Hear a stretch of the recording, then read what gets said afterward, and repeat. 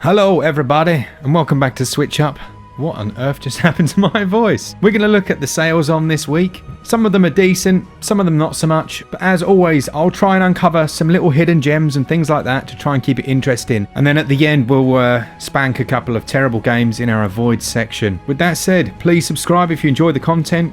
Keep your eyes peeled on your comments, so make sure you got your notifications on, because I'll reply to a couple of them with a free copy of whatever game code I can find laying about within the dregs of my Gmail account. Let's hope it's My Girlfriend is a Mermaid, one of the Nintendo Switch's classics. What's on sale? Well, let's find out.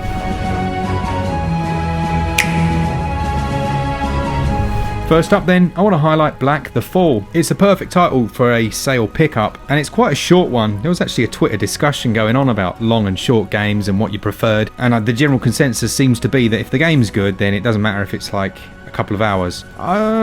Yeah, I'm not sure where I stand. Let me know down in the comments. This one will take you about 3 or 4 hours to complete. It's a puzzle platform action game. The blurb goes that after decades of toil, an old machinist plots his escape from the oppressed grasp of the communist regime, and you'll be trying to overthrow the communists. It's not the most complex game in the world, but I quite enjoyed it. I like the atmosphere and general feeling of it. Ludicrously cheap, 70% off, which is £3.59. You could certainly do a lot worse. That sale goes on until February the 18th, and it has a download size of exactly 1 gig.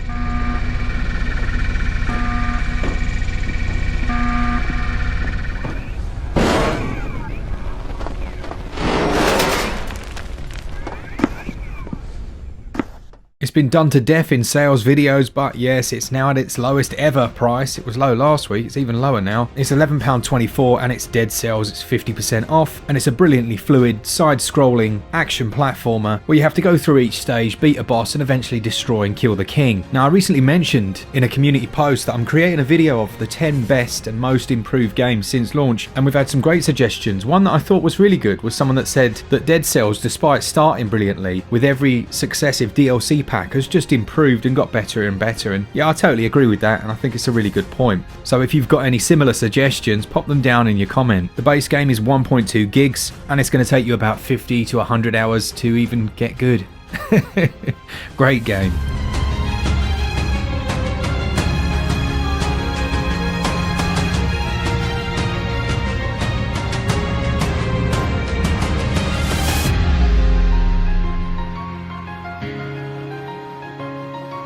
Lovely. Next, another game that we've mentioned maybe once or twice, but not really enough, and is a bargain at the moment. It's Parasite, which is 83% off, taking it down to £2.33. About the same cost as a bag of Haribo Star Mix. Is it Star Mix? Is Star Mix. Man, I want some Haribo now.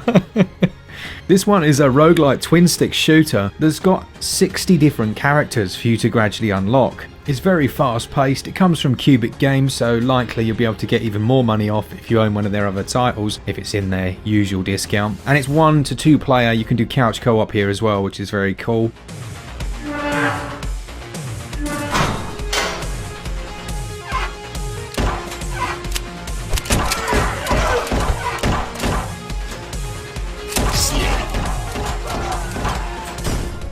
Next up is a game we reviewed on the channel, and it's called Green Hell, which is currently 50% off. It got a really high score and I really enjoyed it. It's very much a hardcore survival game. You're dropped off in the rainforest and pretty much everything can kill you. You'll have leeches stuck to your skin when you go in water trying to find something you can actually drink that doesn't kill you. And they've patched this up a couple of times as well, even though it ran okay when it launched. I know there's a big DLC on the horizon as well, so it's a good time to pick it up. That sale goes on until February the 24th. Check out the full review if you want a little bit more information, and it has a download size of 2.2 gigs.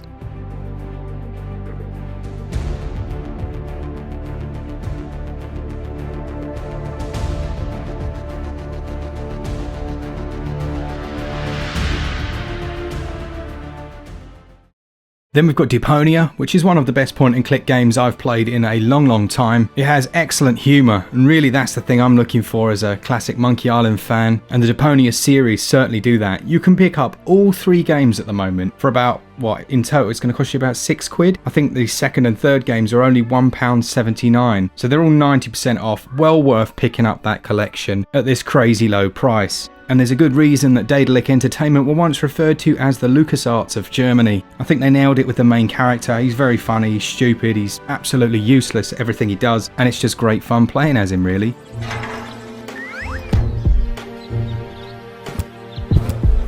Hello, Hannock. Hey, well...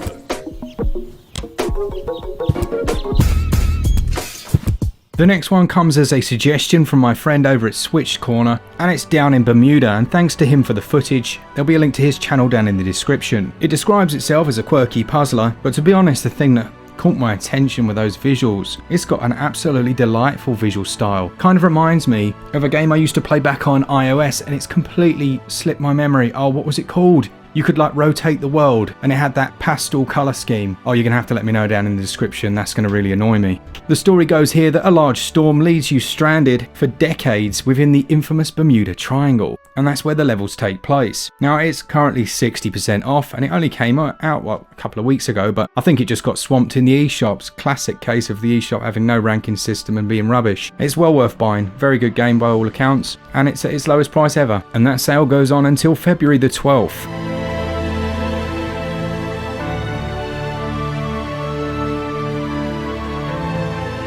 Now things start to really ramp up, and I think the American side have absolutely demolished us over in the EU this week, and well, here's why. First up, we've got the Borderlands Handsome Collection, which is 50% off. That's its all-time best price. Doesn't matter what the sale is, that's the best it's ever been. If you're unfamiliar with Borderlands, you need to buy it. It's a first-person shooter that you can play with up to 3 of your friends. There's tons of DLC being released for it, and I'd say Handsome Jack is one of the best villains in gaming history, full stop. It's got gyro controls, you can do split screen local play if you'd like to. I guess the only negative with a lot of these 2K games is the file size, which is 21 gigs. This sale goes on until February the 4th.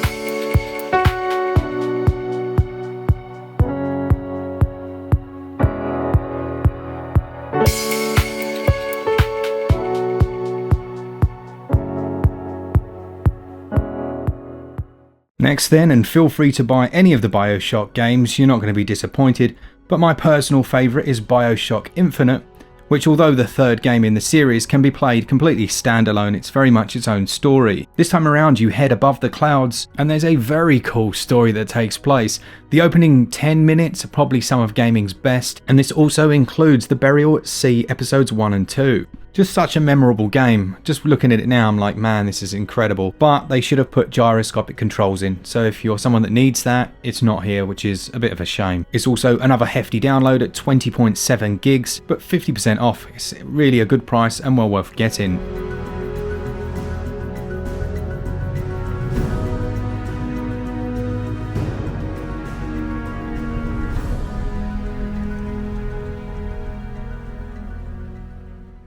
I'm going to stick Resident Evil 4 in there because it's a reasonable price now, isn't it? These actually launched on Switch. I believe this was like $30 and 20 something quid, which was ridiculous. Might have even been 30 quid, something stupid. Anyway, they then dropped the base price down to $20, or I can't remember what it was in the UK. And it's on sale now at its lowest ever price, which is $14.99. Now it could still potentially go a bit lower, but this is the cheapest it's been. And I just played the demo that was released for the new Resident Evil game on the PlayStation, and man, it's got me nostalgic for some of these older titles. Resi 4 though is one of my favourites, absolute classic. It is a shame that they didn't port across the motion controls, because I felt that was, you know, it was a beneficial thing. I don't really see why they didn't bring it across. It's worth noting though that, you know, if you'd rather go for one of the even newer games, 5 and 6 are also on sale, and they're 25% off as well at the same price as this. And despite what anyone says, I think they're decent games and they're really good fun in co-op. And they do have gyro aiming, I believe. This one though is 12 gigs. It's going to take you about 30 hours to complete, and that sale goes on until February the 5th.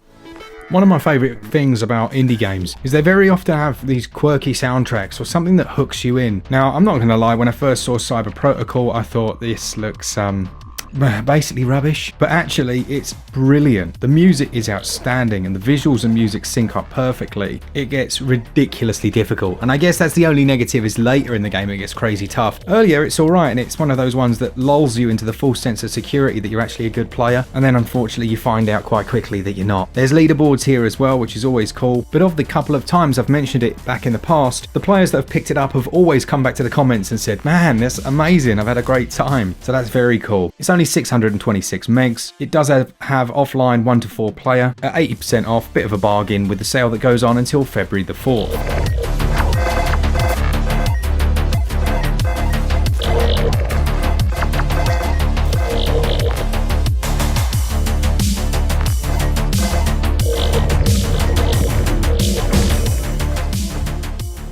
I want to finish then by just putting a title on your radar, and it's Blue Fire, which is due to release on the 4th of February. Now this has been described by a couple of people as potentially a 3D Hollow Knight, or at least that's what it looks like. Now it remains to be seen if it even comes close to that, but I do enjoy this visual style, and it's very nice to have a break from having these titles always in the 2D plane. It describes the different enemies as having distinct fighting styles, so I'm thinking potentially some Souls-like combat, or at least combat that requires more than just slashing away. There are tons of different collectibles and upgrades, and the upgrades again is an area which certainly entices me, and I think my spider sense was mostly correct the other week with Cyber Shadow, and I know loads of you have enjoyed that, and it is tingling again with this one, so keep your eyes peeled. When are we getting Silk Song? Man, I can't wait.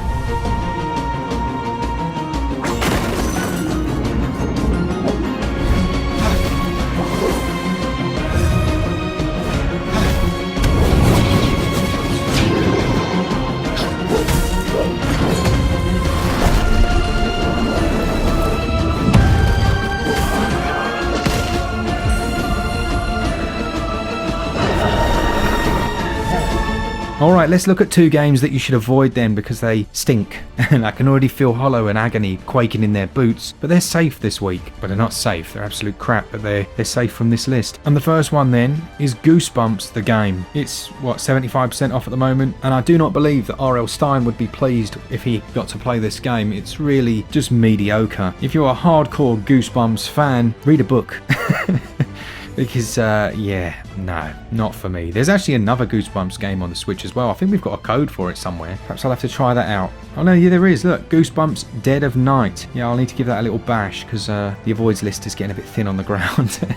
And I actually feel quite nostalgic mentioning this one, but I know there's a load of new Switch owners out there, so they might have forgotten. And WWE 2K18 is currently on sale at 67% off. It holds a quite unbelievable Metacritic score of 1.8 from users. And when it launched, it was ridiculous. It was like when there was more than 2 wrestlers on screen, the whole thing would just grind to a halt almost. It was so slow, and it's one of those titles where the animation speed is tied to the frame rate, so everything would just be moving in slow motion. You'll have to let me know down in the comments if it's greatly improved and it's now one of the greatest wrestling games of all time, but my hunch is that it probably isn't. Just give me a re-release of SmackDown with HD graphics and I shall be a happy wrestling fan. That's it for this week. Let me know down in the comments if you're picking up any of these games, if you've had a good weekend. Also, I'd like to know that. And hopefully it's going to be a nice Monday tomorrow. Thanks to our patrons. Again, we've had a couple of new ones, which is ridiculously nice of you, and we really appreciate it. And those patrons, don't forget to let me know if you're on our Discord, and I'll make sure you've got your patron status on there. Alright? For all things Switch, all the time, keep it Switch up. Cheers, guys. See ya! I'm running out of time, every day goes by so fast, and every moment counts, baby, I don't wanna miss a thing. We can sleep under the stars, we can sleep under the stars, or hang out in hotel bars, driving somewhere in your car. We can sleep under the stars, we can sleep under the stars, under the stars. Baby, what were you?